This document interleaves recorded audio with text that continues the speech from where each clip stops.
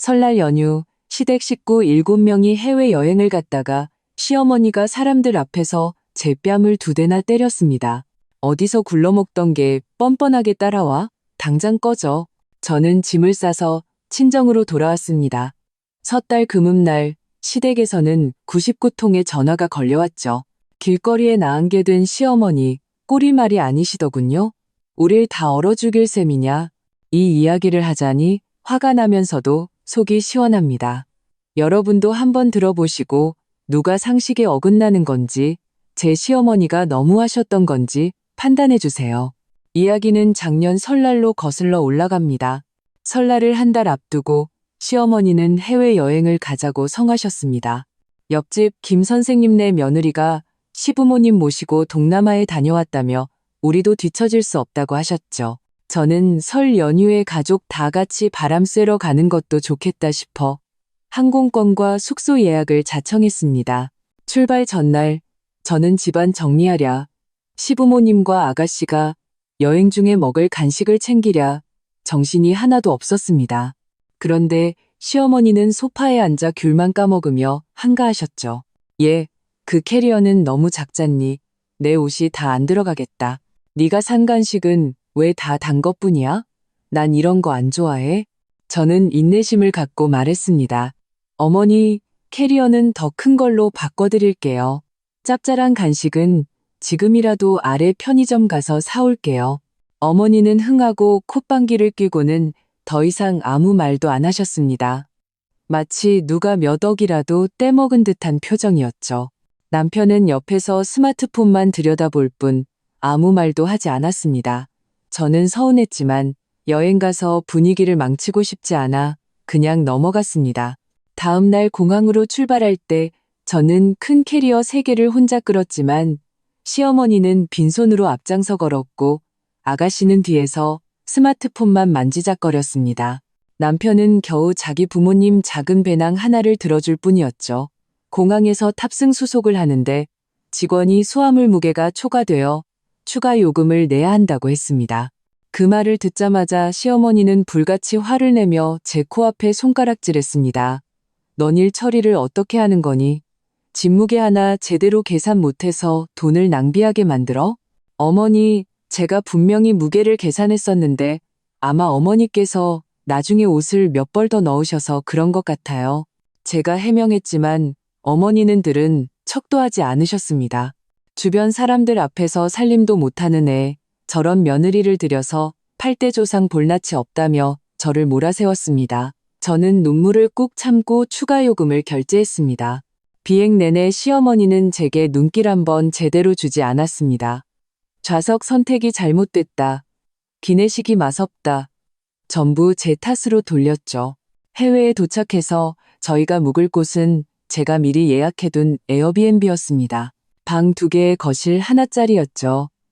저와 남편이 한 방, 시부모님이 한 방, 아가씨는 거실 소파베드에서 자면 되겠다 싶었습니다.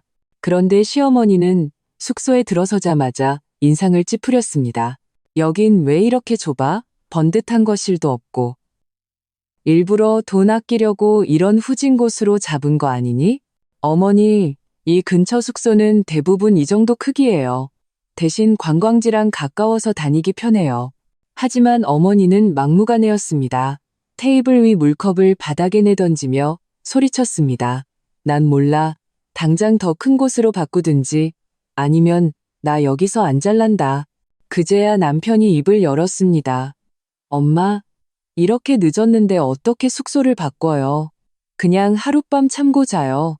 시어머니가 남편을 쏘아보자 남편은 바로 입을 다물었습니다.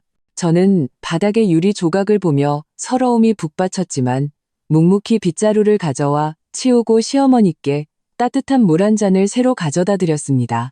어머니는 쳐다보지도 않고 밀쳐버렸죠. 여행하는 며칠 동안 시어머니의 행패는 더욱 심해졌습니다. 관광지에서는 제게 가방을 들게 하고 사진을 찍으라고 시켰습니다.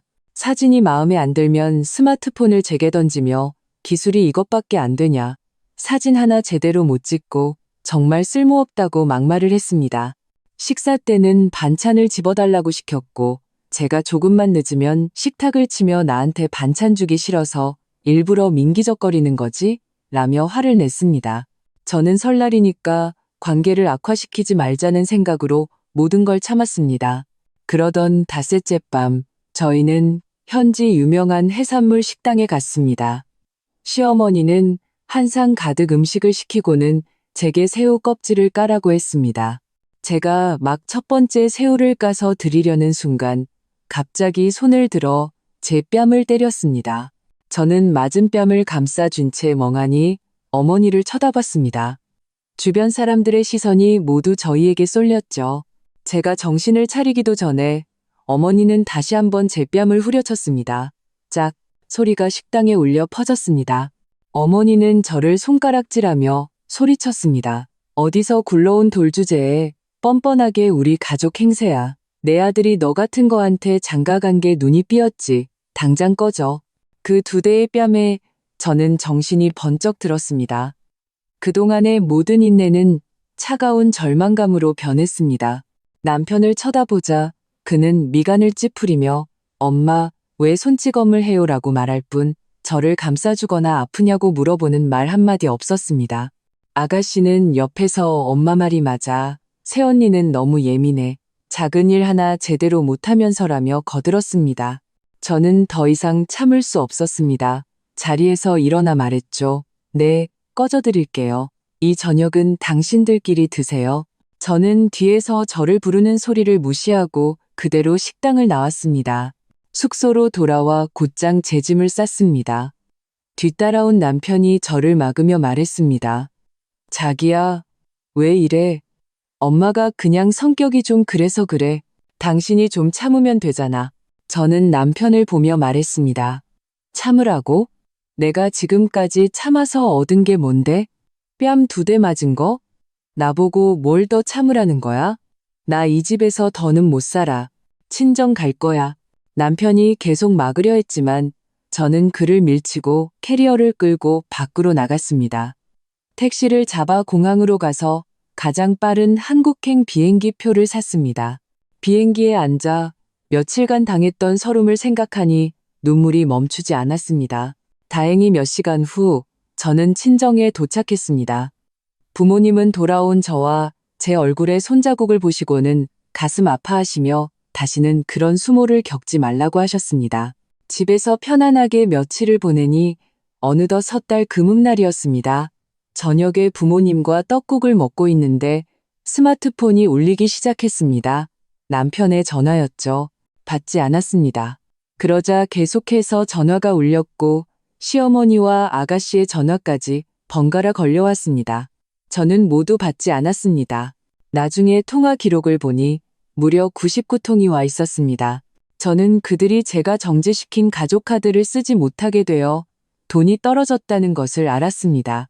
해외에서 편하게 쓰라고 제 신용카드로 가족카드를 만들어줬었는데 뺨을 맞은 다음 날 바로 카드사에 전화해 정지시켰던 겁니다. 저를 가족으로 생각하지 않는다면 제 돈도 쓸 자격이 없다고 생각했죠.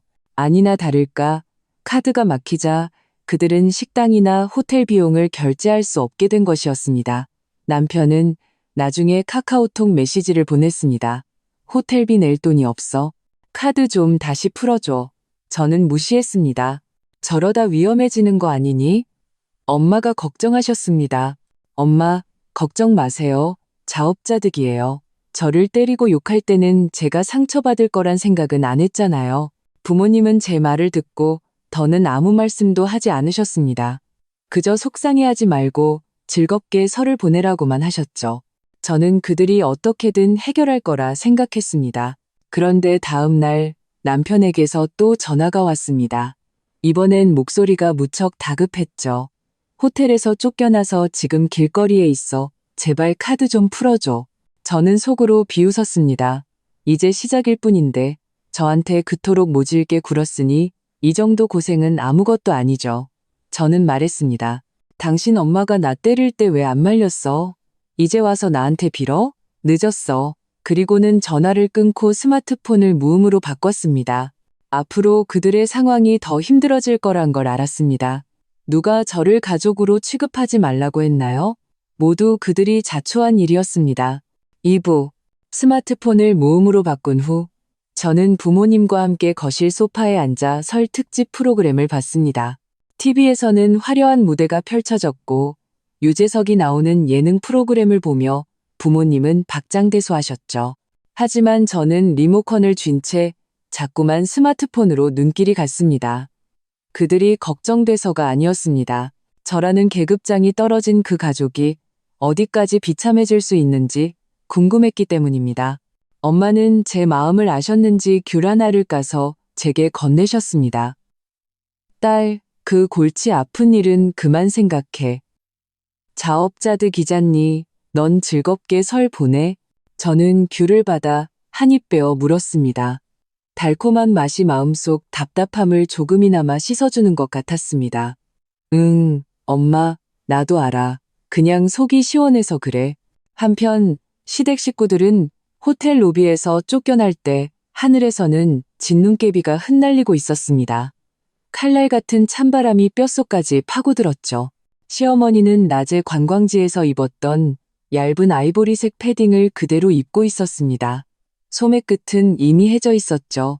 출발 전에 제가 더 두꺼운 외투를 챙기라고 했을 때 곰같이 뚱뚱해 보이게 뭘 그런 걸 입어? 창피하게라며 저를 쏘아붙였던 분입니다.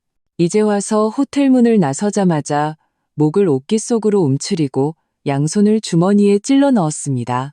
입으로는 계속 불평을 쏟아냈죠. 그년 아주 독한 년이야.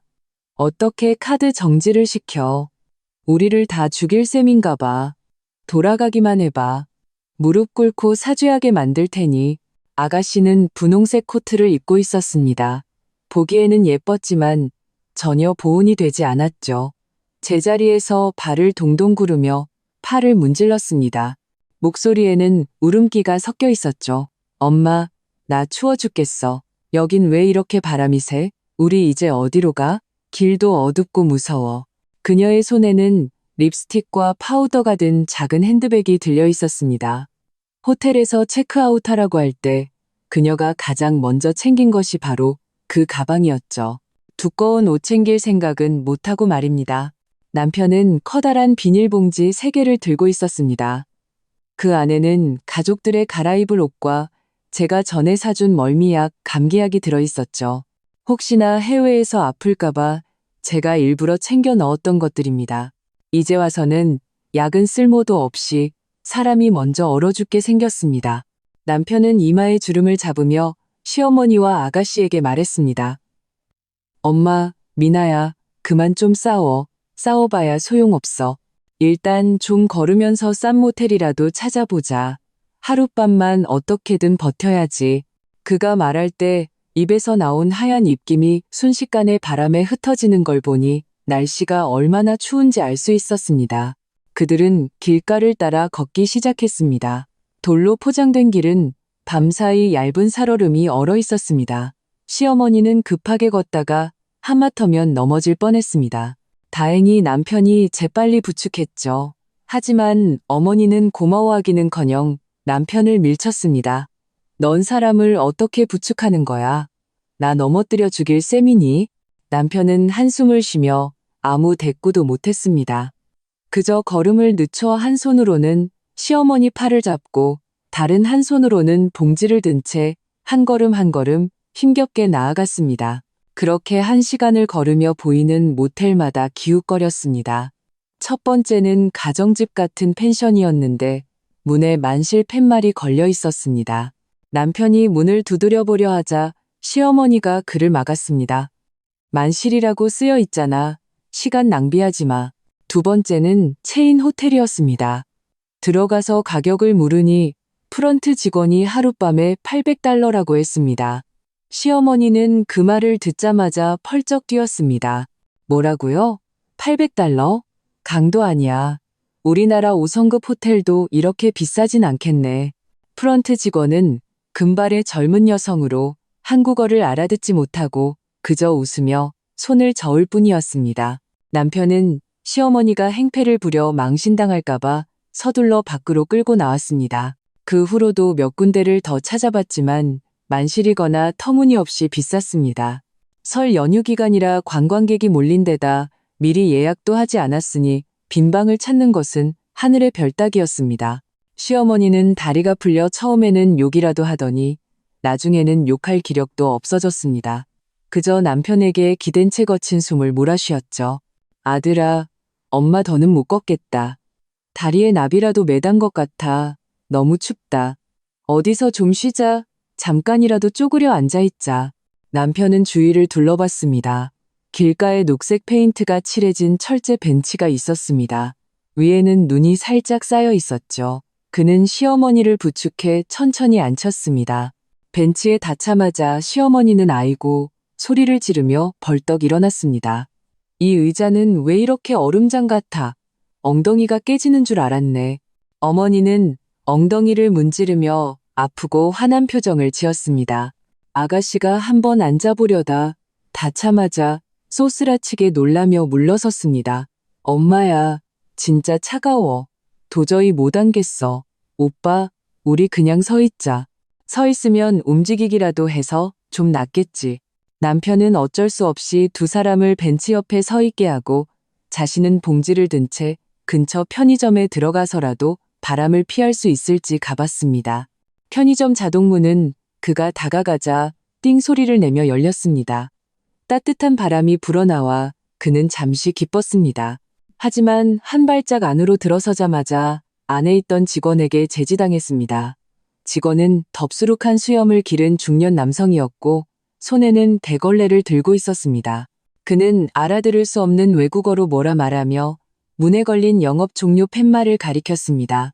남편은 말을 알아들을 수 없어 그저 바깥의 눈보라와 시어머니, 아가씨를 차례로 가리키고는 두 손을 모아 10분만이라도 안에 있게 해달라고 부탁했습니다. 하지만 직원은 고개를 저으며 나가라는 손짓을 했습니다. 말투도 점점 짜증 섞인 투로 변했죠. 남편은 어쩔 수 없이 밖으로 나왔습니다. 자동문이 닫히는 순간 그나마 있던 온기는 순식간에 사라지고 다시 찬바람이 온몸을 감쌌습니다. 그는 시어머니 곁으로 돌아와 풀이 죽은 목소리로 말했습니다. 엄마, 문 닫는다고 못 들어가게 해요. 그 말을 듣자 시어머니는 억눌렀던 화가 다시 치밀어 올랐습니다. 남편 코앞에 손가락질하며 욕을 퍼부었습니다. 넌 왜 이렇게 쓸모가 없어? 바람 피할 곳 하나 제대로 못 구하고 내가 처음부터 그 계집애랑 결혼하는 거 반대했잖아. 네가 고집 부리더니 꼴 좋다. 우리 가족이 너 때문에 이게 무슨 고생이야. 돈도 못 벌어 마누라 단속도 못해. 내가 어떻게 너 같은 한심한 놈을 낳았을까? 어머니는 갈수록 격앙되어 목소리가 높아졌고 간간히 지나가던 행인들이 힐끗 쳐다봤습니다. 남편은 욕을 먹으며 고개를 가슴팍까지 떨궜습니다. 비닐봉지를 쥔 손은 마디가 하얗게 될 정도로 꽉 쥐고 있었죠. 사실 그도 억울했습니다. 식당에서 어머니가 제 뺨을 때릴 때 말리고 싶지 않았던 게 아니었습니다. 무서웠던 겁니다. 어릴 때부터 그는 어머니 앞에서 아니요라는 말을 해본 적이 없었습니다. 하지만 이렇게 대놓고 한심한 놈이라는 욕을 들으니 그 역시 마음이 편치 않았습니다. 그저 이를 악물고 아무 말도 하지 않았습니다. 눈물이 눈가에 맺혔지만 꼭 참아냈습니다. 그때 멀리서 검은색 승용차 한 대가 다가왔습니다. 헤드라이트가 길을 환하게 비췄고 그 빛은 세 사람의 모습도 비췄습니다. 시어머니는 눈을 가늘게 뜨고 차를 바라봤습니다. 차가 멀어진 뒤에야 한숨을 쉬며 말했죠. 우리도 차가 있었으면 좋았을 텐데 차 안에서 히터 틀고 앉아 있으면 이렇게 개처럼 떨 일도 없을 거 아니야. 아가씨도 맞장구를 쳤습니다. 그러게 말이야, 오빠. 그때 내 말 듣고 좋은 차 샀으면 지금 이런 고생 안 하잖아. 남편은 대꾸하지 않았습니다. 그는 차가 있어도 지금은 기름 넣을 돈도 없다는 것을 잘 알았습니다. 어디로 가야 할지도 모르는데 말이죠. 20분쯤 지났을까 시어머니가 갑자기 기침을 하기 시작했습니다. 처음에는 작게 콜록 하더니 점점 심해져 몸이 들썩일 정도가 되었습니다. 눈물 콧물까지 쏟아냈죠. 원래 기관지염이 있어서 겨울이면 쉽게 재발했는데 찬바람을 이렇게 오래 맞았으니 병이 도진 게 틀림없었습니다. 아가씨는 상황이 심각해지자 겁에 질려 남편의 팔을 잡았습니다. 목소리가 떨렸죠. 오빠, 엄마 기침이 너무 심해. 폐렴 아니야? 빨리 병원 찾아보자.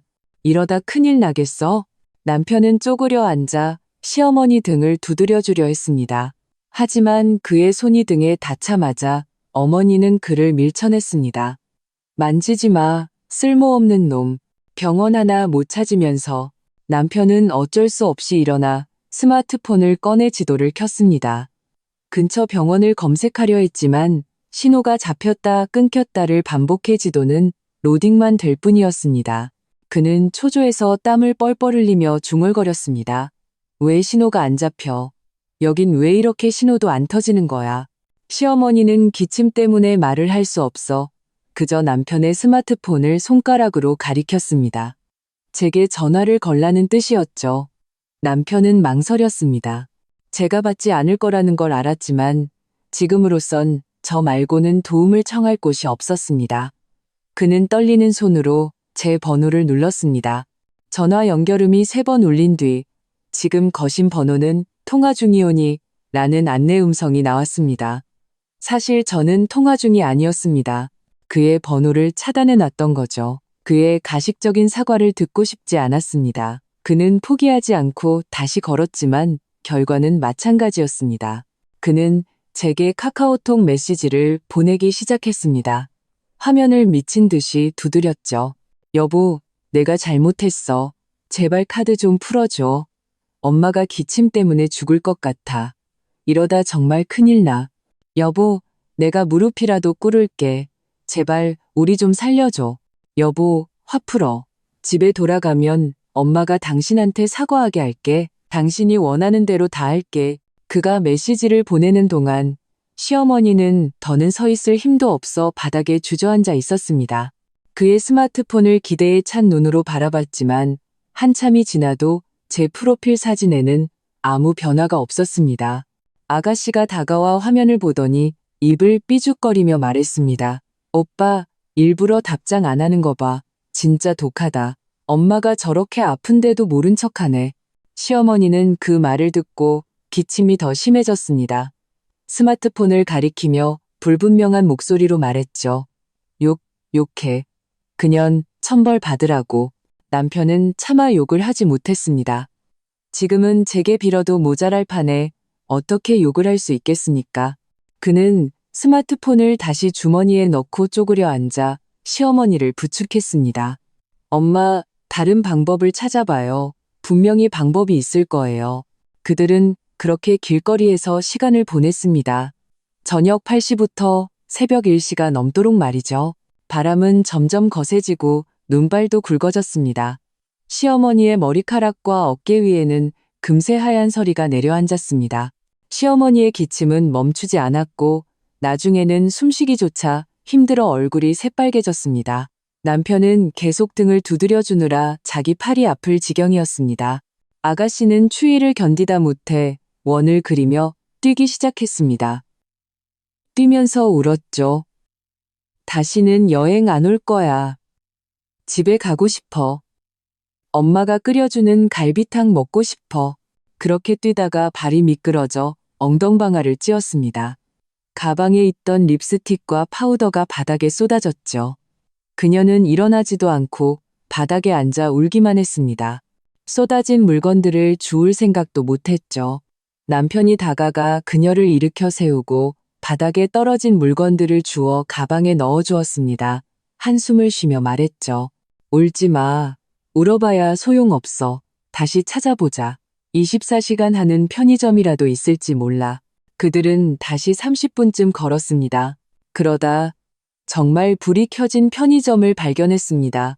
남편은 서둘러 시어머니를 부축해 다가갔습니다. 문을 밀고 들어가자 따뜻한 공기가 확 끼쳐왔습니다. 안에는 직원 한 명이 계산대에서 졸고 있었습니다. 그들이 들어가자 직원은 잠에서 깼습니다. 그들의 꾀죄죄한 모습을 보고는 미간을 찌푸리며 외국어로 무엇이 필요하냐고 물었습니다. 남편은 서둘러 시어머니를 가리키고 자신의 입을 가리키며 손짓했습니다. 따뜻한 물을 좀 마시고 싶다는 뜻이었죠.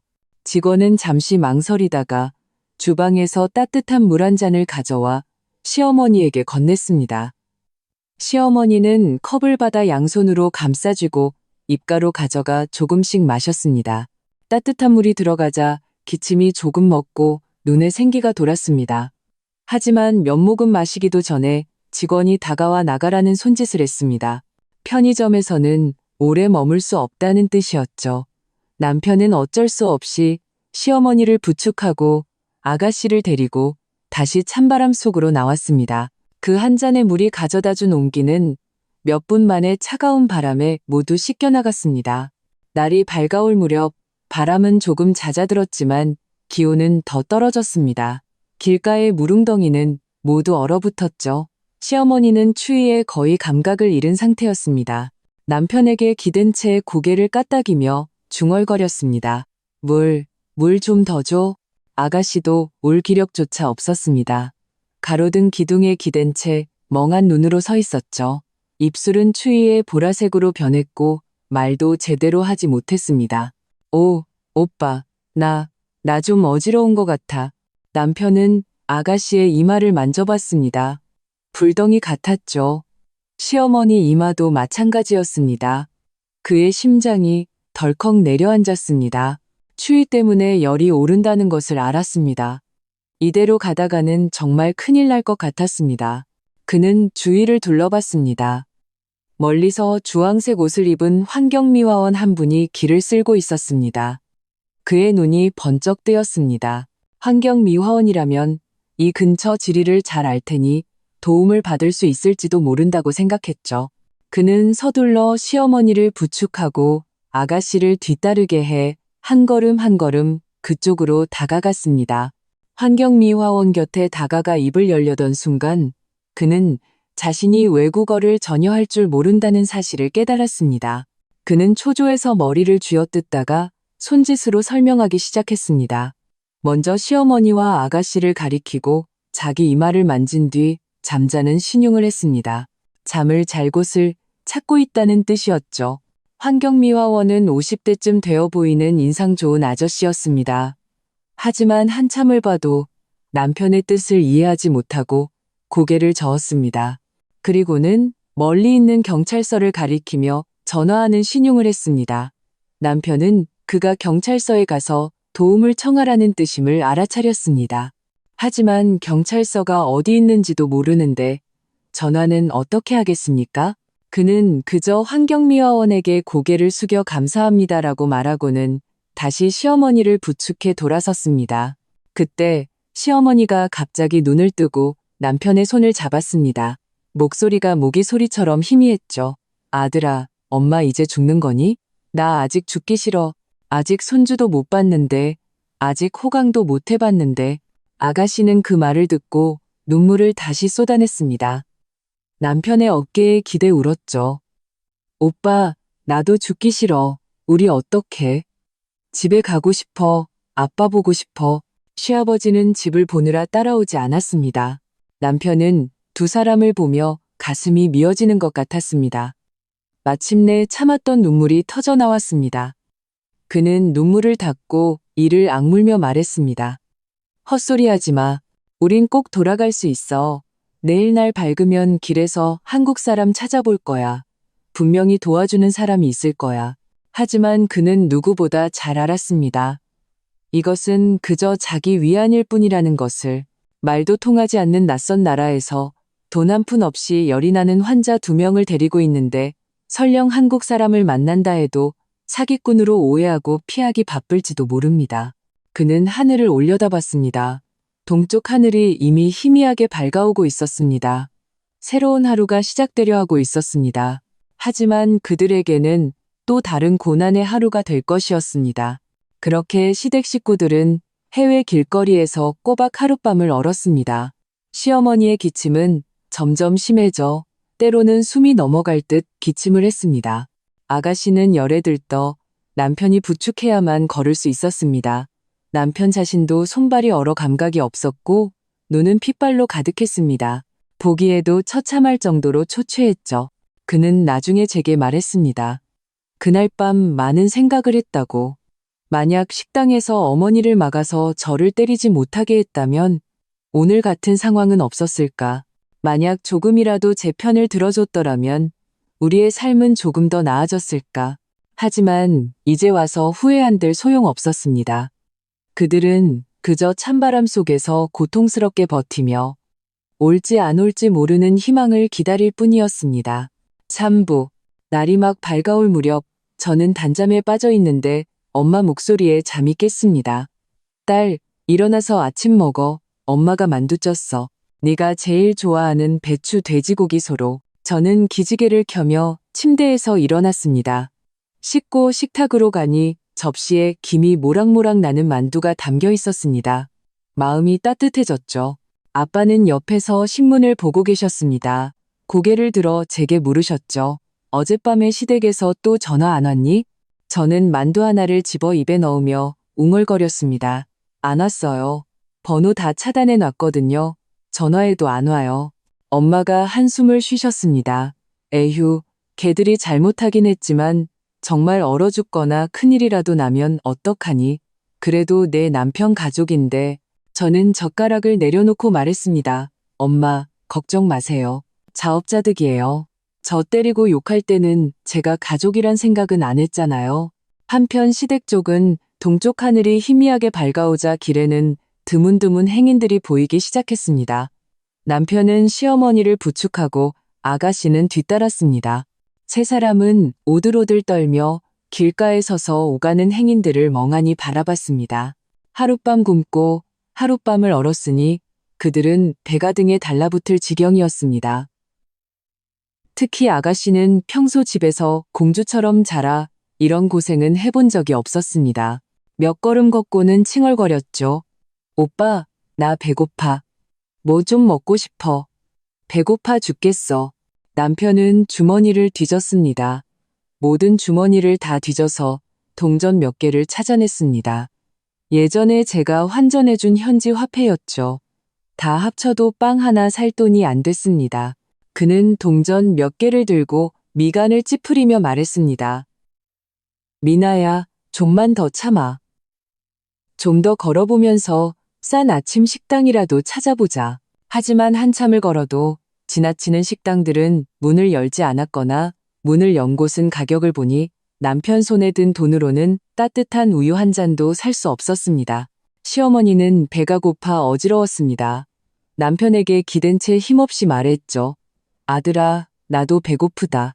따뜻한 거 먹고 싶어. 죽이라도 한 그릇 먹었으면 좋겠다. 그녀가 말할 때 입술이 떨리고 있었고 얼굴은 종이처럼 창백했습니다. 남편은 어머니의 모습을 보며 마음이 아팠지만 방법이 없었습니다. 그저 그녀를 부축해 계속 걸을 뿐이었죠. 걷다가 그들은 앞에 있는 편의점 쓰레기통 옆에 비닐봉지 몇 개가 쌓여 있는 것을 봤습니다. 안에는 먹다 남은 빵 같은 것이 들어있는 듯 했습니다. 아가씨의 눈이 빛났습니다. 남편의 팔을 잡으며 말했죠. 오빠, 저기 빵 있다. 우리 주워 먹자. 남편은 얼굴이 붉어지며 창피하다고 생각했습니다. 하지만 굶주린 시어머니와 아가씨를 보니 체면을 차릴 때가 아니었습니다. 고개를 끄덕이며 말했죠. 너랑 엄마는 여기서 기다려. 내가 가서 보고 올게. 그는 쓰레기통 옆으로 다가가 쭈그려 앉아 비닐봉지를 열었습니다. 안에는 먹다 남은 샌드위치 2개와 작은 빵 하나가 있었습니다. 보기에는 꽤 깨끗했죠. 아마 누군가 먹다 남기고 버린 것 같았습니다. 그는 잠시 망설이다가 빵들을 주워들고 먼지를 털어냈습니다. 그리고 서둘러 시어머니와 아가씨에게 돌아갔습니다. 아가씨는 빵을 보자마자 손을 뻗어 낚아채려 했습니다. 남편이 서둘러 막았죠. 미나야, 엄마 먼저 드려. 엄마 몸이 안 좋으시잖아. 그는 작은 빵을 시어머니에게 건넸습니다. 시어머니는 빵을 받아들고 더럽다는 생각도 없이 포장을 뜯어 입에 쑤셔 넣었습니다. 급하게 먹다가 목이 멜 뻔했죠. 남편이 등을 두드려 주었습니다. 아가씨는 옆에서 침을 꿀꺽 삼키며 재촉했습니다. 엄마, 빨리 좀 먹어. 나도 좀 남겨줘. 시어머니는 작은 빵을 다 먹고 조금 기운이 나자 남은 샌드위치 하나를 아가씨에게 건넸습니다. 아가씨는 샌드위치를 받아 개걸스럽게 먹어 치웠습니다. 몇 입 만에 다 먹었죠. 남편 손에는 샌드위치 하나가 남아 있었습니다. 그는 잠시 생각하다가 시어머니에게 건넸습니다. 어머니, 더 드세요. 전 배 안 고파요. 시어머니는 사양하지 않고 받아 다시 먹기 시작했습니다. 사실 남편도 배고파 죽을 지경이었지만 두 사람의 모습을 보니 차마 뺏어 먹을 수가 없었습니다. 음식을 먹고 조금 기운이 났지만 추위는 여전히 파도처럼 밀려왔습니다. 시어머니의 기침은 낫지 않고 오히려 더 심해졌습니다. 기침할 때마다 폐가 튀어나올 것 같았죠. 얇은 패딩은 이미 눈에 젖어 몸에 착 달라붙어 뼛속까지 시렸습니다. 그녀는 남편의 손을 잡고 말했습니다. 아들아, 춥다. 어디 가서 불이라도 좀 쬐자. 히터 나오는 곳이라도 괜찮으니. 남편은 주위를 둘러봤습니다. 멀리 카페 한 곳이 보였습니다. 문에는 영업 중 팻말이 걸려 있었고 안에는 따뜻해 보였습니다. 그는 시어머니를 부축하고 아가씨를 데리고 그쪽으로 갔습니다. 하지만 문 앞에 다다르자 직원에게 제지당했습니다. 직원은 그들을 위아래로 훑어보더니 그들의 옷이 더럽고 젖어 있는 것을 보고 미간을 찌푸렸습니다. 외국어로 몇 마디 했는데 대충 들어오지 말라는 뜻인 것 같았습니다. 남편은 서둘러 손짓하며 잠시만 몸을 녹이게 해달라고 부탁했습니다. 하지만 직원은 고개를 저으며 그들을 밖으로 밀어냈습니다. 시어머니는 화가 나서 직원의 팔을 잡고 한국말로 소리쳤습니다. 춥다고 잠시만 몸을 녹이게 해달라고 말하는 것 같았죠. 하지만 직원은 알아듣지 못하고 그들이 행패를 부리는 줄 알았는지 얼굴색이 변했습니다. 큰 소리로 뭐라 외치자 옆에 있던 손님들도 쳐다봤습니다. 남편은 서둘러 시어머니를 떼어내고 직원에게 죄송합니다라고 말한 뒤 서둘러 자리를 떴습니다. 몇 걸음 걷지 않아 시어머니는 울음을 터뜨렸습니다. 울면서 그 독한 년을 욕했죠. 그년이 카드만 안 막았어도 우리가 이렇게 창피당하지는 않았을 텐데. 개처럼 떨지도 않았을 거고 남이 버린 빵을 주워 먹지도 않았을 텐데. 아가씨도 따라 울었습니다. 엄마, 집에 가고 싶어. 더는 여기 있기 싫어. 따뜻한 옷 입고 싶고 따뜻한 밥 먹고 싶어. 남편은 그들이 우는 것을 보며 마음이 아팠지만 어쩔 도리가 없었습니다. 그저 위로할 뿐이었죠. 엄마, 미나야, 울지 마. 다시 찾아보자. 분명히 따뜻한 곳이 있을 거야. 하지만 한참을 걸어도 그들이 들어갈 수 있는 따뜻한 곳은 없었습니다. 길가의 행인들은 두꺼운 패딩을 입고 모자와 목도리를 두른 채 바쁘게 걸어갔습니다. 찬바람 속에서 오들오들 떠는 세 사람에게는 아무도 관심을 주지 않았습니다.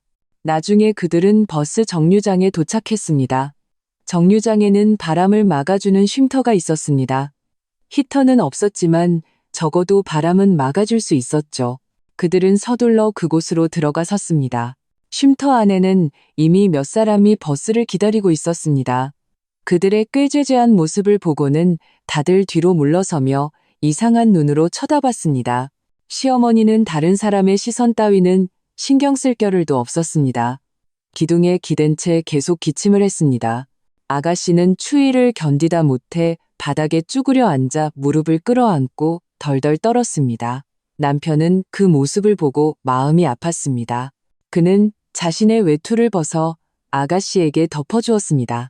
아가씨는 고개를 들어 그를 보며 작은 목소리로 말했습니다. 오빠는 어떻게? 남편은 웃으며 말했습니다. 괜찮아. 오빠는 남자잖아. 추위 잘 견뎌. 사실 남편도 추워 죽을 지경이었지만 아가씨를 얼게 하고 싶지 않았습니다.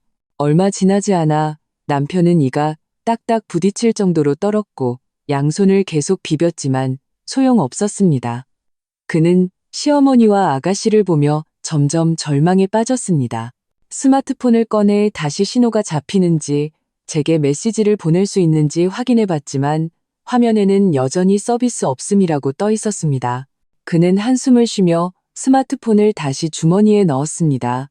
만약 그때 자신이 조금만 더 용감하게 나서서 저를 지켜줬더라면 지금 이런 꼴이 되지는 않았을 텐데, 만약 시어머니가 저를 그렇게 괴롭히지 않았더라면 우리 가족은 지금쯤 행복하게 설을 보내고 있을 텐데. 1시간쯤 지나 버스가 왔습니다. 기다리던 사람들은 모두 버스에 탔고 쉼터에는 그들 3사람만 남았습니다. 시어머니의 기침은 점점 심해졌고 안색도 나빠졌습니다. 남편은 어머니 이마를 만져봤습니다. 무서울 정도로 뜨거웠죠. 그의 심장이 덜컥 내려앉았습니다. 이대로 가다가는 엄마가 정말 큰일 나겠다고 생각했죠. 그는 이를 악물고 시어머니와 아가씨에게 말했습니다. 엄마, 미나야, 경찰서에 가자. 경찰이 도와줄지도 몰라. 시어머니와 아가씨는 반대하지 않았습니다. 지금으로선 다른 방법이 없었죠. 남편은 시어머니를 부축하고 아가씨를 데리고 환경미화원이 가리켰던 경찰서로 한 걸음 한 걸음 걸어갔습니다. 눈은 점점 더 많이 내렸고 길은 미끄러웠습니다. 그들은 아주 천천히 한 걸음 한 걸음 힘겹게 나아갔습니다. 30분쯤 걸었을까 마침내 경찰서 간판이 보였습니다. 남편은 기뻐하며 서둘러 시어머니를 부축해 안으로 들어갔습니다. 사부, 친정에서 저는 이틀 동안 편안하게 지냈습니다. 매일 엄마와 함께 시장에 가서 장을 보고 저녁에는 아빠와 함께 뉴스를 봤죠. 더없이 평온한 나날이었습니다. 그날 점심 제가 엄마를 도와 나무를 다듬고 있는데 엄마가 갑자기 말했습니다. 딸, 어제 내 남편이 나한테 전화했었나 봐. 모르는 번호가 찍혀 있어서 안 받았는데 한번 확인해 보렴. 제가 엄마 스마트폰을 받아보니 정말 남편의 번호였습니다. 저는 비웃으며 말했습니다. 엄마, 받지 마세요. 분명히 저 좀 설득해달라고 전화한 걸 거예요. 엄마가 받으면 또 징징거리면서 불쌍한 척할 거예요. 엄마는 고개를 끄덕였습니다. 알겠다. 내 말 들을게. 그래도 너무 매정하게 굴지는 마라. 정말 큰일이라도 나면 내 마음도 편치 않을 거 아니니. 저는 입으로는 대답하지 않았지만 속으로는 그들의 처지가 모두 자업자득이라고 생각했습니다. 저와는 상관없는 일이라고요. 한편 시댁 쪽은 경찰서에서 나온 뒤 하늘은 이미 캄캄해져 있었습니다. 눈은 더 많이 내렸고 땅에 쌓인 눈은 발목까지 찰 정도였죠.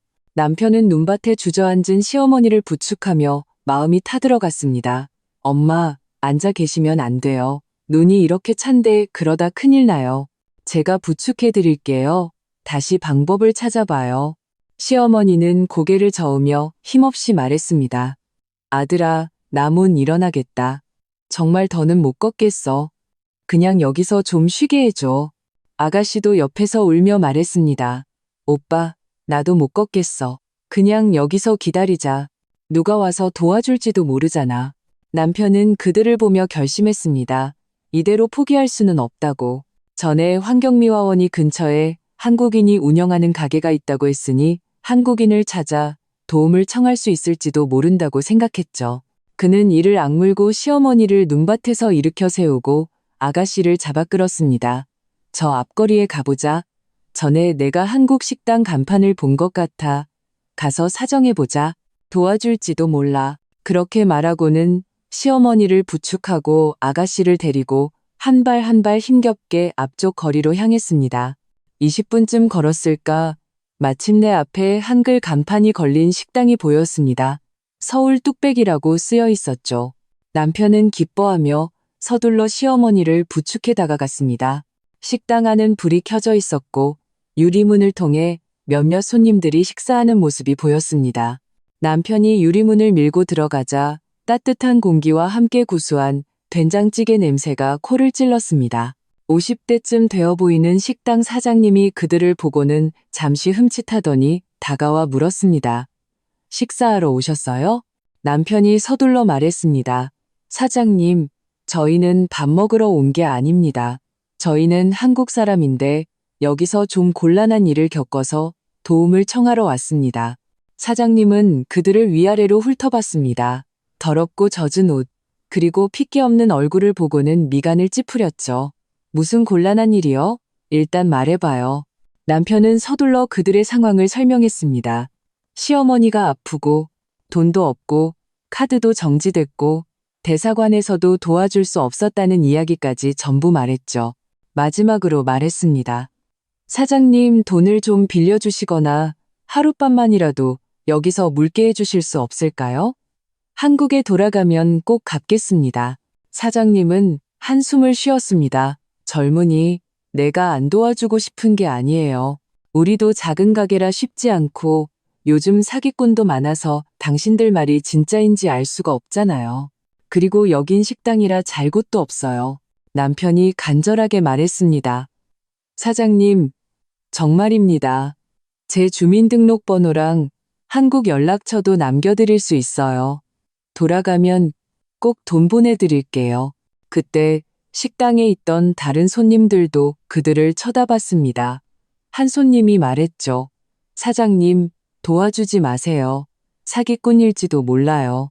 요즘 교민들 상대로 사기치는 사람들 많아요. 다른 손님도 거들었습니다. 그러게요. 옷 입은 거 보면 돈 없는 사람들 같지도 않은데 어떻게 밥값도 없겠어요. 분명히 사기꾼일 거예요. 시어머니는 화가 나서 소리쳤습니다. 우린 사기꾼 아니에요. 정말 곤란한 일을 겪고 있다고요. 제가 아픈 거 안 보이세요? 기침하는 것 좀 보세요. 그러면서 또 심하게 기침을 하기 시작했습니다. 사장님은 시어머니와 남편을 번갈아 보더니 잠시 망설이다 말했습니다. 알겠어요. 돈은 못 빌려줘요. 대신 내가 뚝배기 한 그릇씩 끓여줄게요. 따뜻한 거 먹고 몸 좀 녹여요. 그러고 나서 다른 방법을 찾아봐요. 남편은 연신 고개를 숙였습니다. 감사합니다, 사장님. 정말 감사합니다. 정말 좋은 분이시네요. 사장님은 고개를 끄덕이고 주방으로 들어갔습니다. 얼마 지나지 않아 김이 모락모락 나는 뚝배기 3그릇을 가져와 그들 앞에 놓았습니다. 어서 먹어요. 뜨거울 때. 시어머니와 아가씨는 배가 고팠던 터라 숟가락을 들자마자 허겁지겁 먹기 시작했습니다. 남편도 먹기 시작했습니다. 된장찌개 맛이 엄마가 끓여주시던 맛과 비슷했습니다. 그는 먹다가 눈물을 흘렸습니다. 만약 그때 저와 다투지 않았더라면 지금쯤 저와 함께 집에서 엄마가 끓여주신 된장찌개를 먹고 있을 텐데. 식사를 마치자 사장님이 휴지를 건네며 말했습니다. 다 먹었으면 이제 그만 가보세요. 나도 장사해야 하니까. 남편이 간절하게 애원했습니다. 사장님, 제발 좀 더 도와주세요. 저희는 정말 갈 곳이 없어요. 사장님은 고개를 저었습니다. 젊은이, 내가 안 도와주고 싶은 게 아니라 정말 방법이 없어요. 다른 방법을 찾아봐요. 그러면서 그들을 밖으로 내보냈습니다. 남편은 어쩔 수 없이 시어머니를 부축하고 아가씨를 데리고 다시 찬바람 속으로 나왔습니다. 문을 나서자마자 아가씨가 울며 말했습니다. 오빠, 같은 한국 사람도 안 도와주는데 우리 이제 어떡해? 남편은 한숨을 쉬었습니다. 걱정 마. 저 앞에 한국 마트도 있더라. 거기 가서 다시 물어보자. 10여 분을 더 걸어 앞에 있는 한인마트를 발견했습니다. 남편은 시어머니를 부축해 안으로 들어갔습니다. 마트에는 사장님 한 분만 계산대를 지키고 있었습니다. 사장님은 그들이 들어오는 것을 보고 물었습니다. 뭐 살 거 있어요? 남편이 서둘러 말했습니다. 사장님, 저희는 한국 사람인데 곤란한 일을 겪어서 도움을 청하러 왔습니다. 사장님은 미간을 찌푸렸습니다. 무슨 곤란한 일인데요? 나 바쁘니까 길게 얘기할 시간 없어요. 남편이 서둘러 상황을 설명했지만 말이 채 끝나기도 전에 사장님은 말을 잘랐습니다. 됐어요. 됐어. 알겠으니까 난 못 도와줘요. 빨리 가요. 장사 방해하지 말고. 사장님, 제발 좀 도와주세요. 마트 앞에서 잠시 바람이라도 피하게 해주세요. 안 돼요. 거긴 손님들 주차하는 곳이에요. 당신들이 거기 있으면 장사 방해돼요. 빨리 가요. 그러면서 그들을 밖으로 밀어냈습니다. 시어머니는 화가 나서 사장님의 팔을 잡았습니다. 어떻게 이렇게 독해요? 같은 한국 사람끼리 좀 도와주면 어디 덧나나요? 사장님은 시어머니의 손을 뿌리쳤습니다. 누가 당신들이랑 한 가족이래요? 착각하지 마요. 빨리 안 가면 경찰 부를 거예요. 남편은 서둘러 시어머니를 말렸습니다. 엄마, 가요. 여기서 이러지 마세요. 그러고는 시어머니를 부축해 마트 밖으로 나왔습니다. 밖으로 나오자 시어머니는 울며 말했습니다. 같은 한국 사람인데 어떻게 저렇게 독할 수가 있어? 바람 피할 곳도 안 내주고. 남편은 한숨을 쉬었습니다. 엄마, 그분들 탓하지 마세요. 그분들도 작은 가게라 괜한 일에 엮이기 싫었을 거예요. 다시 찾아봐요. 저 앞에 한국 미용실도 있더라. 거기 가서 물어보자. 10분쯤 더 걸어 지혜 미용실이라는 곳을 발견했습니다. 남편은 시어머니를 부축해 안으로 들어갔습니다. 미용실에는 미용사 한 명만 손님 머리를 자르고 있었습니다. 미용사는 그들을 보고 물었습니다. 머리하러 오셨어요? 남편이 말했습니다. 아니요, 머리하러 온 게 아닙니다. 곤란한 일을 겪어서 도움을 청하러 왔습니다. 30대쯤 되어 보이는 여성 미용사는 그들을 보더니 말했습니다. 무슨 곤란한 일이요? 이 손님 머리 다 하고 나서 얘기해요. 남편은 고개를 끄덕이고 시어머니를 옆 의자에 앉혔습니다. 아가씨도 옆에 앉아 계속 손을 비볐습니다. 30분쯤 지나 미용사는 마침내 손님을 보내고 다가와 물었습니다. 이제 말해봐요. 무슨 곤란한 일이에요? 남편은 다시 한번 그들의 상황을 설명하고 마지막에 말했습니다. 사장님, 저희가 한국에 있는 가족과 연락할 수 있게 도와주시거나 돈을 좀 빌려주실 수 없을까요? 돌아가면 꼭 갚겠습니다. 미용사는 말했습니다. 한국 가족과 연락하는 건 괜찮아요. 여기 전화 있으니 쓰세요. 하지만 돈은 못 빌려줘요. 내가 당신들을 어떻게 믿고 빌려줘요? 안 갚으면 내가 누굴 찾아가요? 남편은 연신 고개를 숙였습니다. 감사합니다. 사장님, 전화만 쓸 수 있게 해주셔도 돼요. 제 아내가 꼭 받을 거예요. 미용사가 전화를 건네주자 남편은 서둘러 제 번호를 눌렀습니다. 이번에는 제발 받아달라고 마음속으로 빌었죠. 신호음이 몇 번 울리더니 갑자기 전화가 연결됐습니다. 남편은 기뻐하며 외쳤습니다. 여보, 나야. 드디어 받았구나. 우리 지금 한인 미용실에 있어. 엄마가 너무 아파. 돈도 없고 갈 곳도 없어. 제발 돈 좀 보내주거나 한국 가는 비행기 표라도 끊어줘. 돌아가면 내가 정말 잘할게.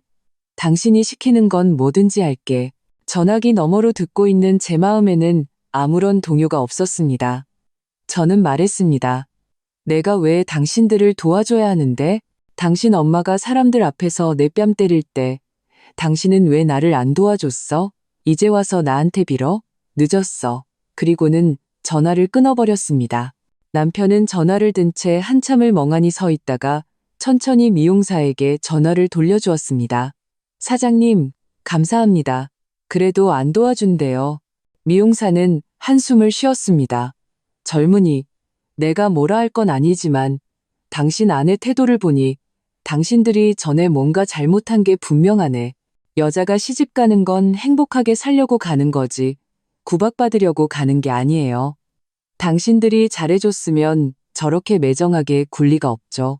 남편은 고개를 숙인 채 아무 말도 하지 못했습니다. 미용사의 말이 전부 맞았으니까요. 전부 그들의 잘못이었습니다. 미용사는 말했습니다. 이렇게 해요. 내가 두꺼운 외투 하나랑 먹을 거 좀 줄게요. 빨리 가서 눈 피할 곳이라도 찾아요. 더 있다간 병나겠어요. 그러고는 안에서 두꺼운 패딩 한 벌과 빵 몇 개, 물 한 병을 가져와 남편에게 건넸습니다. 패딩은 그냥 입고 빵이랑 물은 가져가요. 빨리 가봐요. 남편은 패딩과 빵을 받아들고 연신 고개를 숙였습니다. 감사합니다, 사장님. 정말 감사합니다. 돌아가면 꼭 패딩 돌려드리고 돈도 보내드릴게요. 됐어요. 패딩 얼마나 한다고? 빨리 가봐요. 눈이 점점 더 많이 와요. 남편은 시어머니를 부축하고 아가씨를 데리고 미용실을 나왔습니다. 그는 패딩을 시어머니에게 입혔습니다. 시어머니는 패딩을 입자 몸이 훨씬 따뜻해졌고 기침도 조금 멎었습니다. 아가씨는 빵을 먹으며 말했습니다. 오빠, 이제 어떡해? 한국 사람들도 안 도와주는데 우리 정말 길에서 얼어 죽는 거야? 남편은 한숨을 쉬었습니다. 걱정 마. 다시 찾아보자. 분명히 방법이 있을 거야. 하지만 그 역시 마음속으로는 확신이 없었습니다. 날은 어둡고 눈은 많이 오는데 길에는 행인도 점점 줄어들고 있었습니다. 어디서 방법을 찾을 수 있을까요? 그들은 길가를 따라 천천히 걸었습니다. 앞에 버스 정류장 쉼터가 보이자 서둘러 그곳으로 들어가 섰습니다. 쉼터 안은 추웠습니다. 틈새로 바람이 들어와 몸을 때렸죠. 시어머니는 기둥에 기댄 채 눈을 감고 계속 기침을 했습니다. 아가씨도 시어머니 곁에 기댄 채 지친 듯 눈을 감았습니다. 남편은 그들을 보며 마음이 아팠습니다. 스마트폰을 꺼내 다시 제게 메시지를 보내려 했지만 배터리가 없어 전원이 꺼져버렸습니다.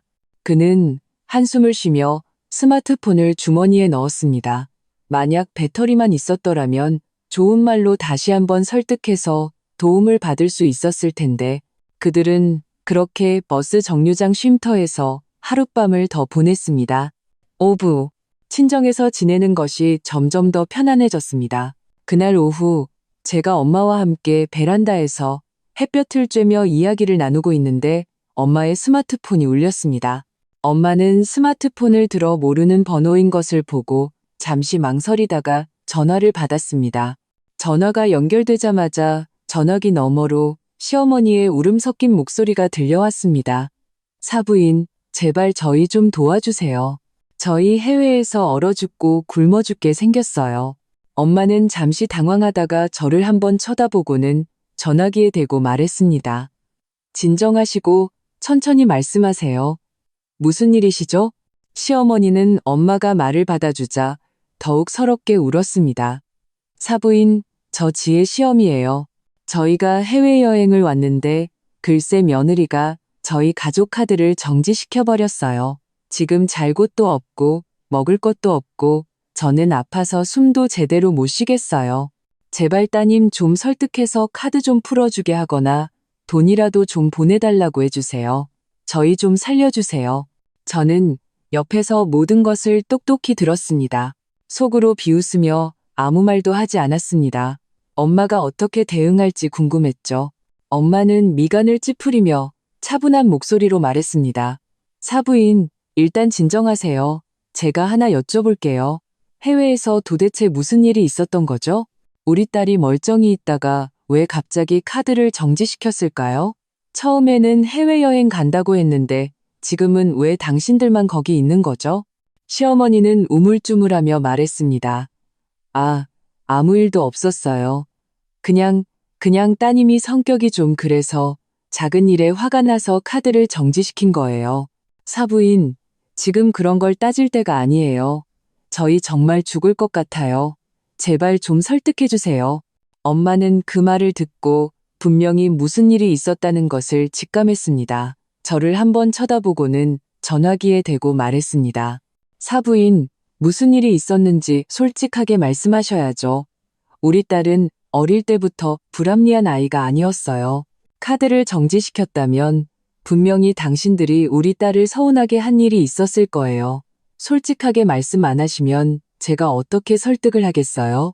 시어머니는 어쩔 수 없이 해외 식당에서 사람들 앞에서 제 뺨을 2대 때린 일을 마지못해 털어놓았습니다.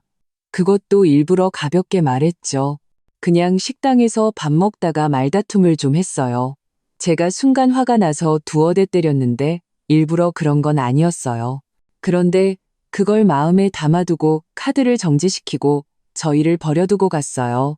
그 말을 듣자 엄마의 얼굴색이 변했습니다. 목소리가 높아졌죠. 사부인, 그게 말다툼 좀 한 건가요?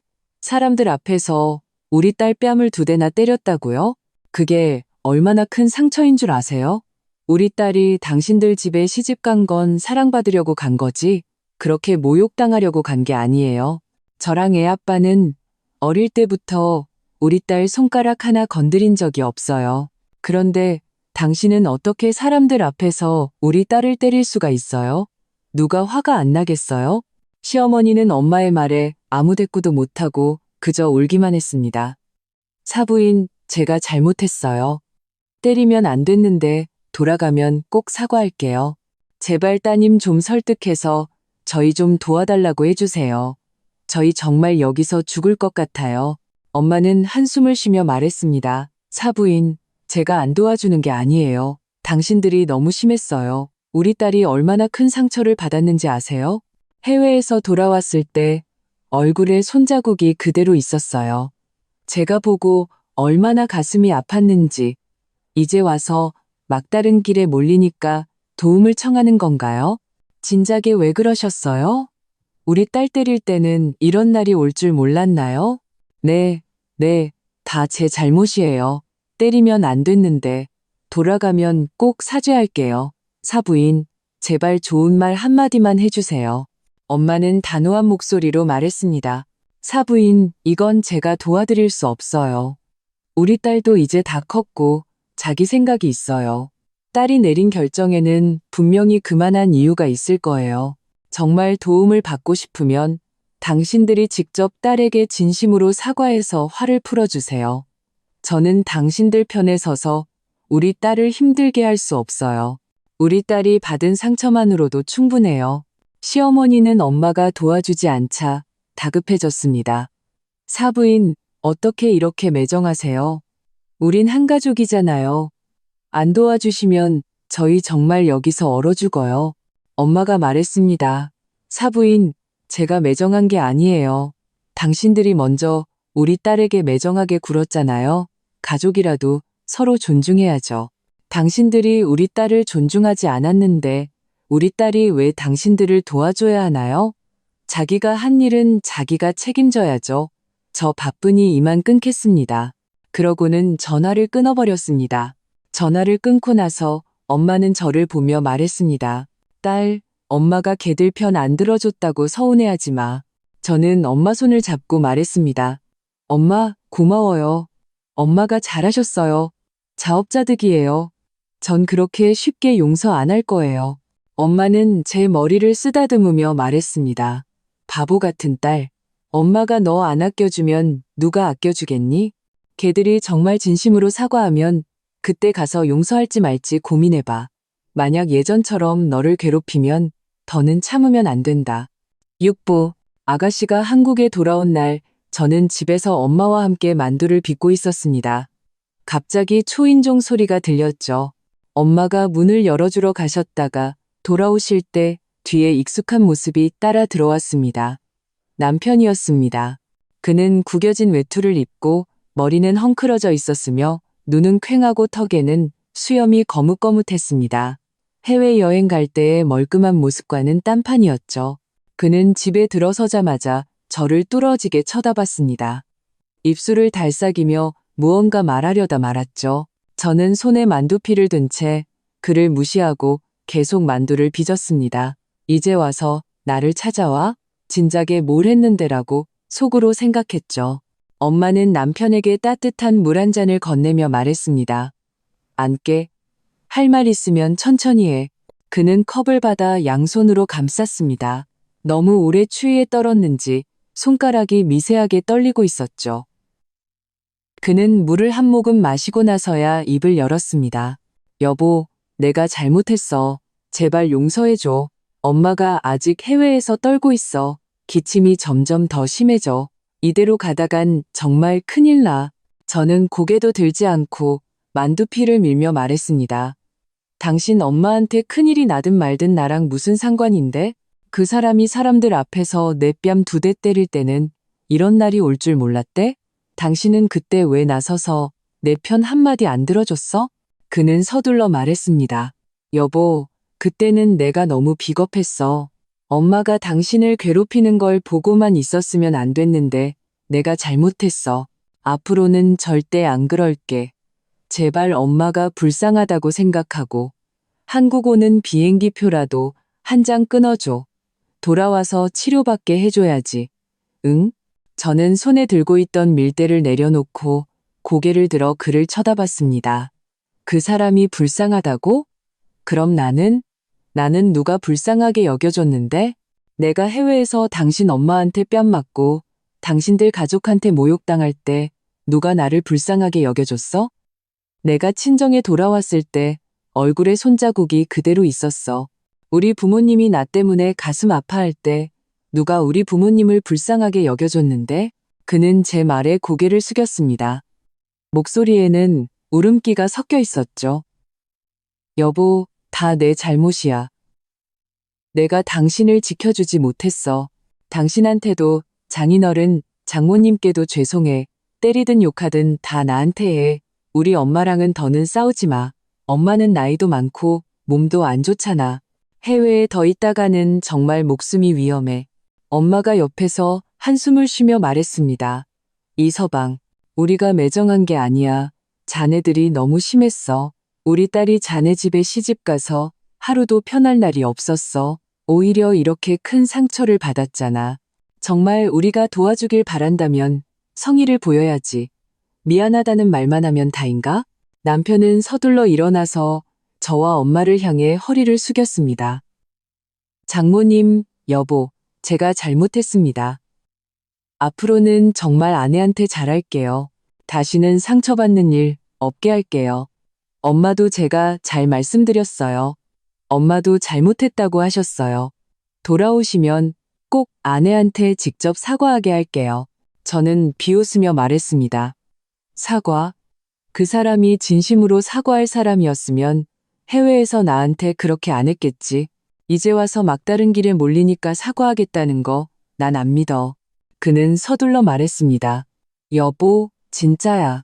엄마 이번에는 정말 진심으로 뉘우치셨어. 해외에 계실 때도 나한테 그러셨어.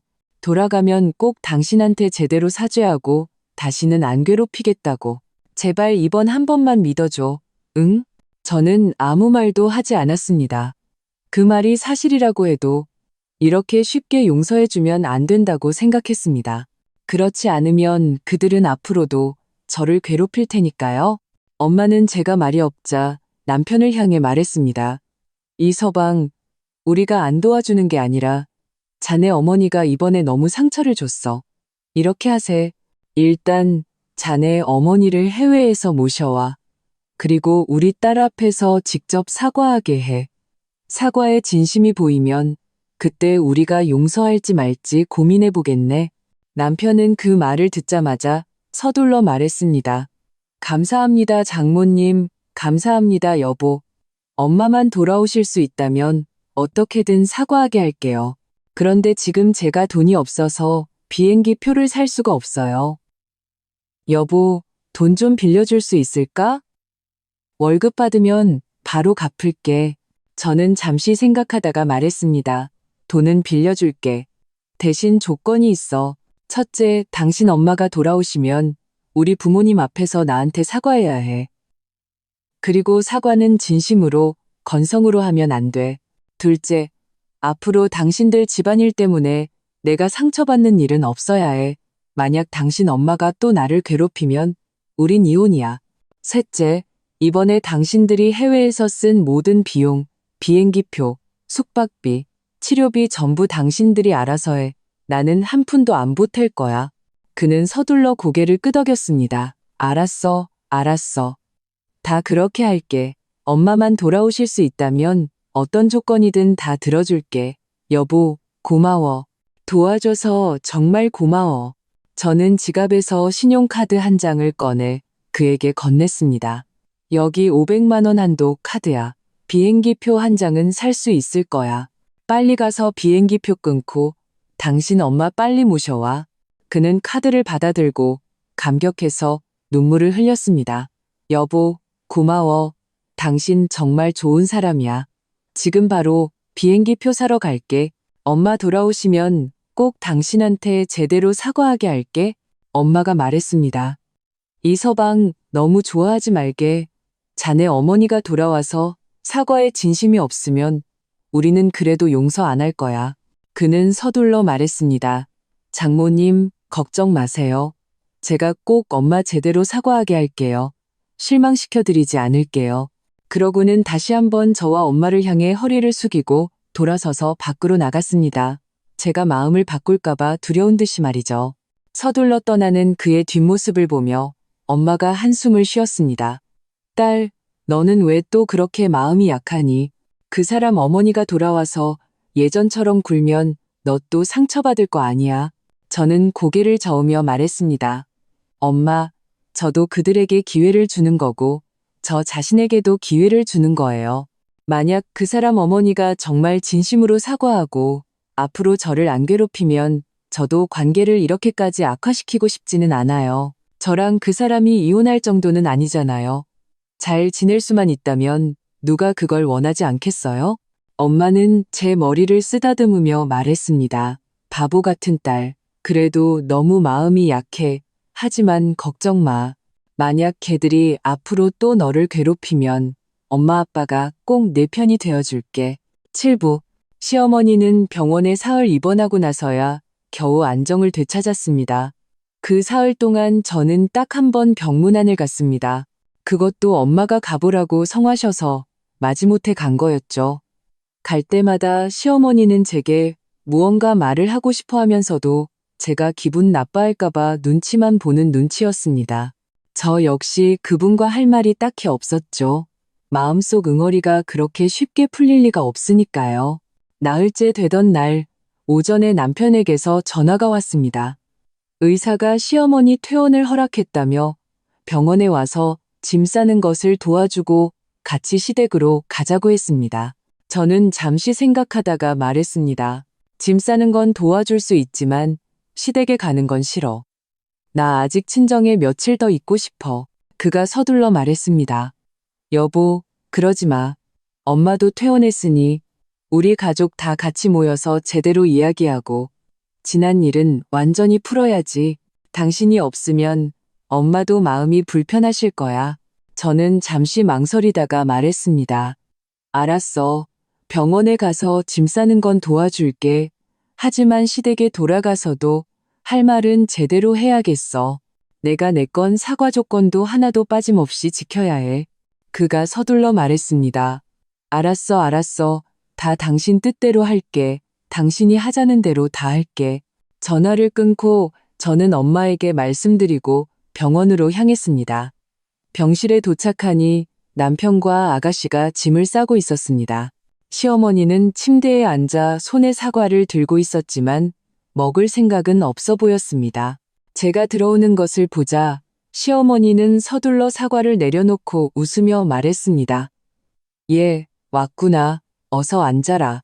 저는 앉지 않고 그저 고개를 끄덕이며 말했습니다. 짐은 다 싸셨어요? 제가 도울게요. 아가씨가 서둘러 말했습니다. 새언니, 괜찮아요. 거의 다 쌌어요. 옷가방 몇 개만 남았어요. 저는 아무 말 없이 옷가방 하나를 들어 밖으로 옮겼습니다.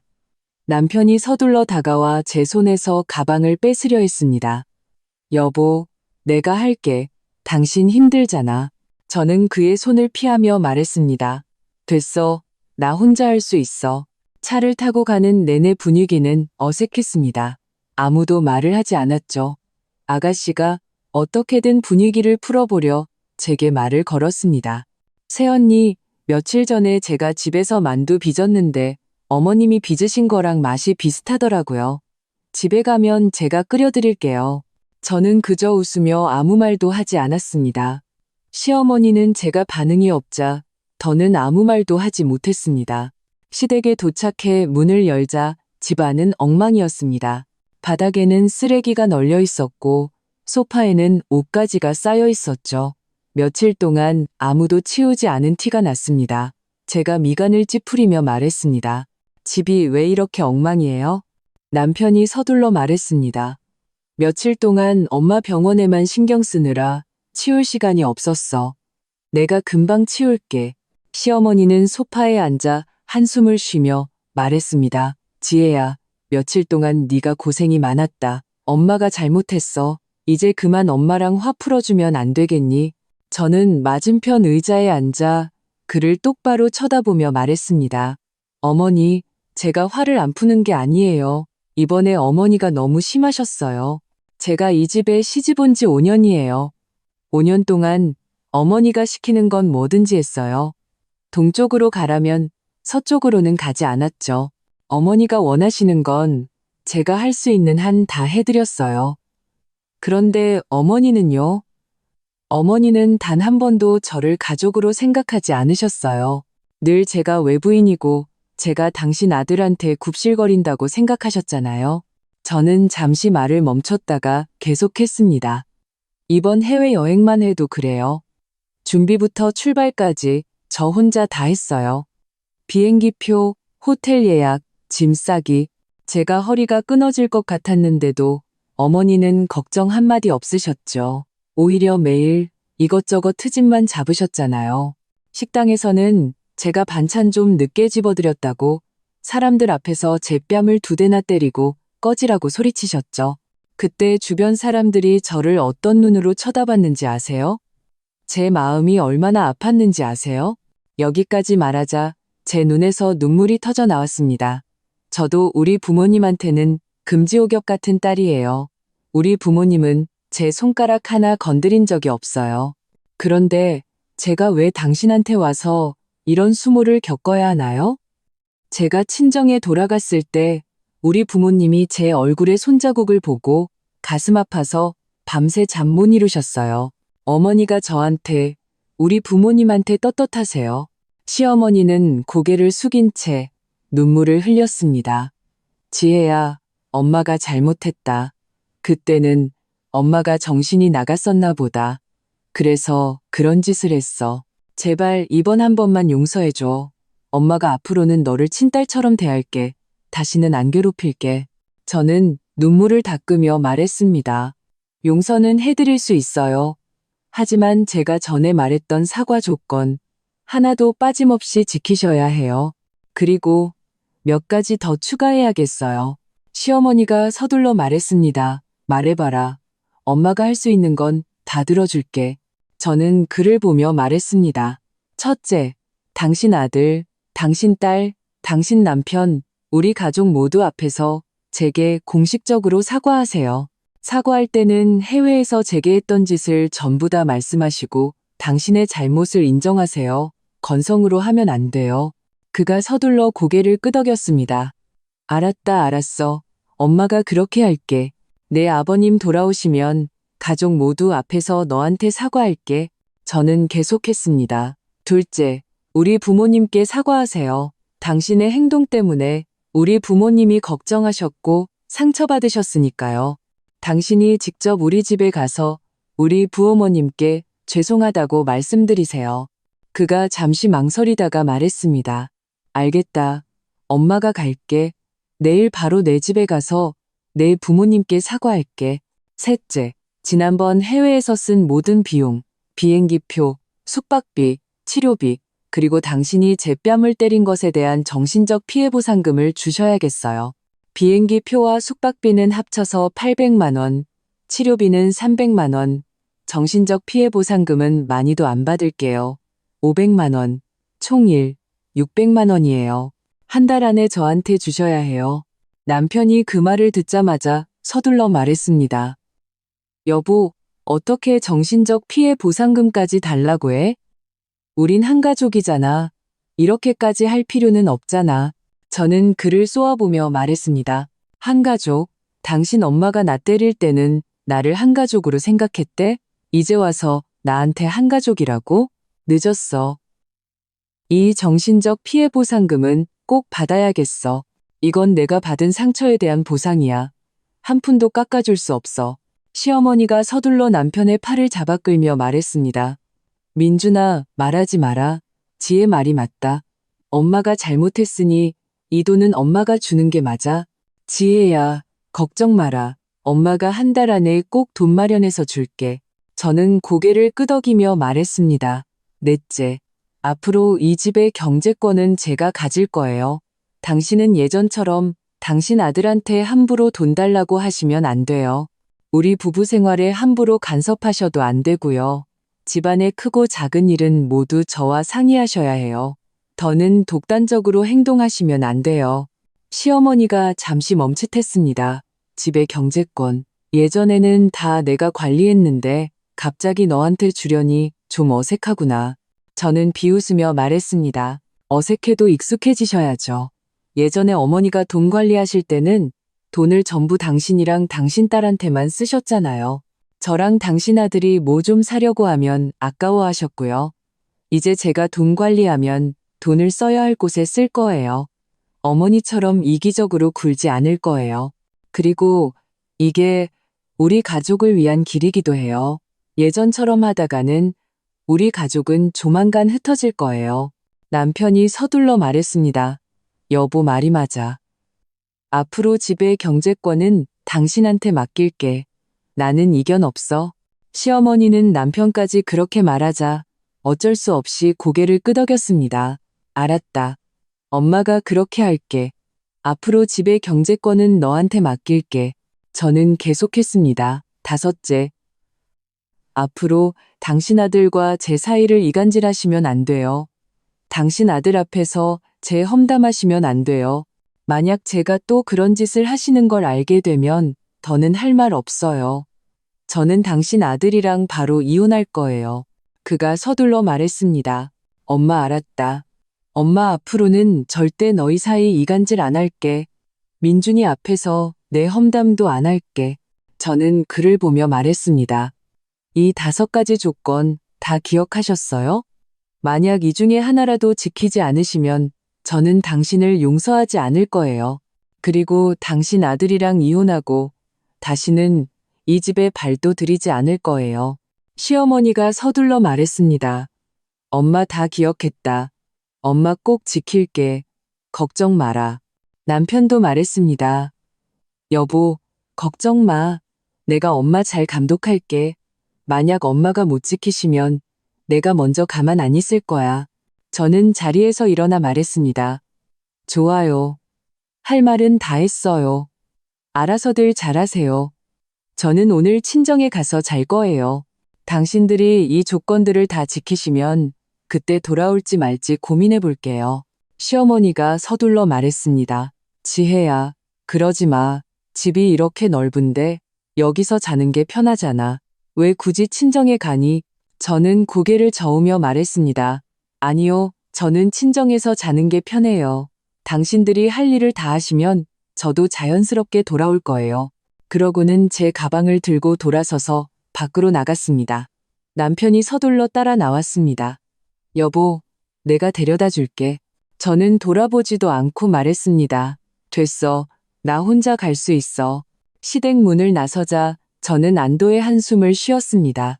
몇 년 동안 받았던 서름을 드디어 조금이나마 갚아준 것 같았죠. 이 조건들이 좀 가혹할 수도 있다는 걸 알지만 이렇게 하지 않으면 시어머니는 앞으로도 저를 괴롭힐 것이었습니다. 저는 더는 예전처럼 약하게 굴 수 없었습니다. 결말, 그날 저녁 남편은 일찌감치 제게 전화를 걸어 시댁 식구들이 모두 모였으니 와서 시어머니의 공식적인 사과를 받으라고 했습니다. 부모님과 상의하니 아빠가 말씀하셨습니다. 우리도 같이 가주마. 내 든든한 버팀목이 되어줘야지. 우리가 만만한 집안이 아니란 걸 보여줘야 해.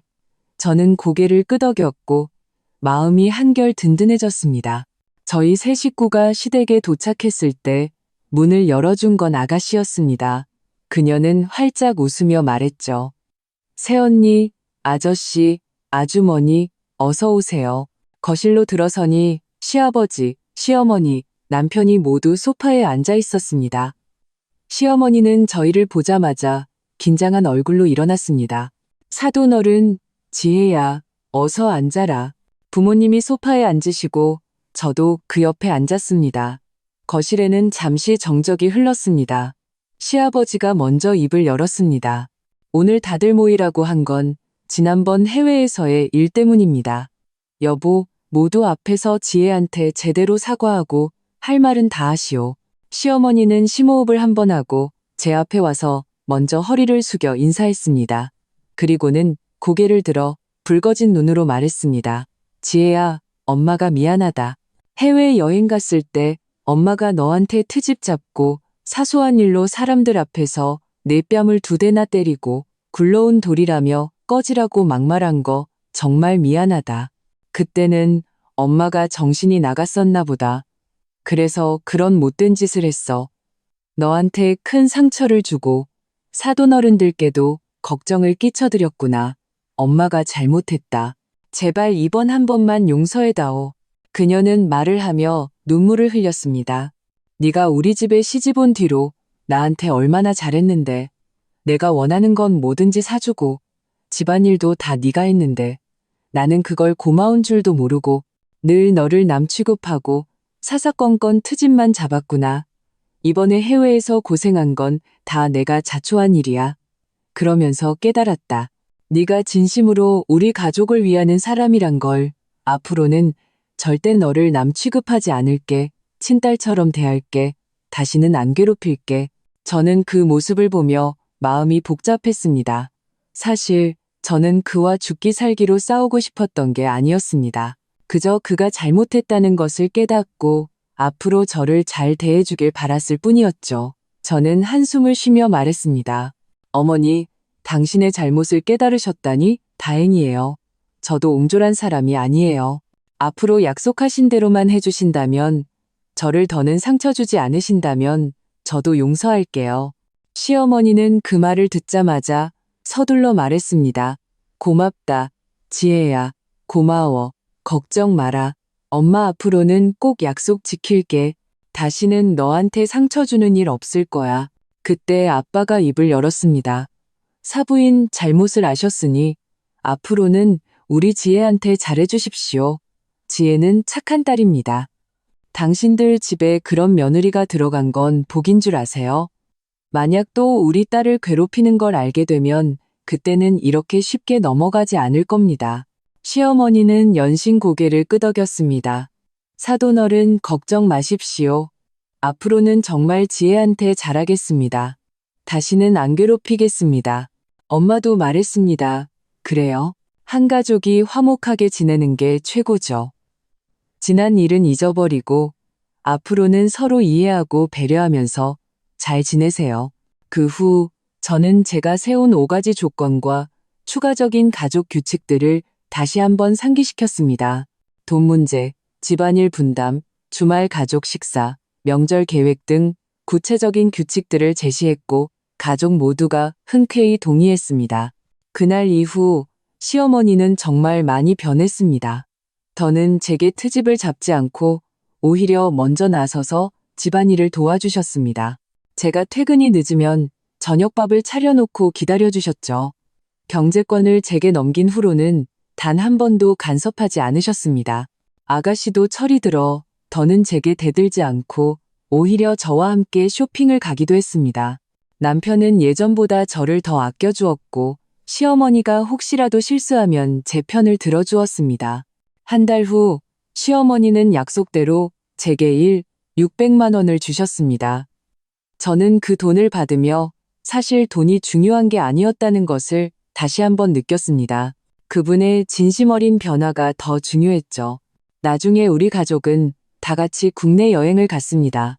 이번 여행에서 시어머니는 단 한 번도 불평하지 않았고 오히려 제 짐을 들어주고 제 컨디션을 챙겨주셨습니다. 아가씨도 제 사진을 찍어주며 즐겁게 다녔죠. 우리 가족은 정말 행복한 시간을 보냈습니다. 이제 우리 집은 예전과 같은 갈등이 없습니다. 저는 깨달았습니다. 고부 관계는 서로 존중하고 이해하고 배려하면 친모녀처럼 지낼 수 있다는 것을요. 이제 저는 시어머니와 함께 장을 보러 가고 수다를 떨며 서로의 마음을 나누는 사이가 되었습니다. 저는 그때 이혼을 선택하지 않고 시어머니에게 그리고 저 자신에게 기회를 준 것이 정말 다행이라고 생각합니다. 가족이 함께 행복하게 지내는 것, 그것이 가장 중요한 것이니까요.